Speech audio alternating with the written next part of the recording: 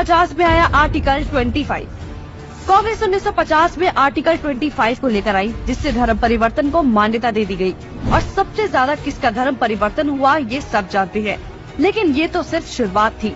नेहरू 1950 में आर्टिकल 28 लेकर आए और हिंदुओं से धार्मिक शिक्षा का हक छीन लिया। लेकिन आर्टिकल 30 के तहत अल्पसंख्यक अपनी धार्मिक शिक्षा दे सकते हैं। धार्मिक शिक्षा के बाद निशाने पर थी धार्मिक संस्थाएं। 1951 में HRCE एक्ट, 1951 में Hindu religious and charitable endowment act लेकर आए। उन्होंने कारण दिया कि बड़े मंदिरों का रखरखाव सही से हो सके, लेकिन इसकी आड़ में कब्जे कर लिए, जिसके तहत भारत में मौजूद बड़े बड़े मंदिरों का प्रबंध सरकार ने अपने हाथों में ले लिया और मनमाने ढंग से इनकी संपत्ति का दुरुपयोग किया। और ये सिर्फ हिंदुओं के मंदिर पर लागू था, बाकी धर्मों या धार्मिक स्थल पर लागू नहीं था। 1956 में हिंदू कोड बिल आया। 1956 में नेहरू सरकार हिंदू कोड बिल लेकर आई, लेकिन अल्पसंख्यकों के लिए इन्होंने पर्सनल लॉ बोर्ड को बिल्कुल हाथ नहीं लगाया।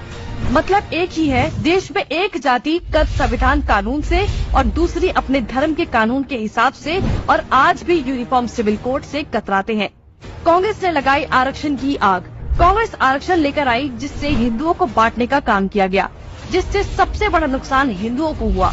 आरक्षण की देश में जरूरत थी, लेकिन मक्कार कांग्रेसी इस योजना को 10 साल लागू करने की बजाय इसे बढ़ाते चले गए और न ही इससे लोगों को सशक्त बना पाए, जबकि लोगों को इसकी लत लगा दी गई।